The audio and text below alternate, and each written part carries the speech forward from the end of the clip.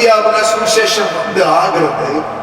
இதுவரைக்கும் சபைகள் நமக்கு இந்தியாவில் ஒரு 7 லட்சம் 6,30,000 கிராமம். இந்த 6,30,000 கிராமத்தில் இருக்கும்போது அதுல ஒரு 2.5 லட்சம் கிராமத்துலதான் சபை இருக்கு.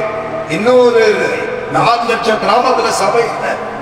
இத்தனை வருஷமா நடக்காத காரியங்கள் எப்படி திடீரென்று கொஞ்ச காலத்துல நடக்கும் அப்படிங்கிற கேள்வி சிலர் என்கிட்ட எழுப்புவாங்க. நல்லா கவனிக்க, கிட்டத்தட்ட 150-160 வருஷம் நெகேமியாவின் காலத்துல எருசலேமின் அலங்கம் இடிக்கப்பட்டு இருந்தது.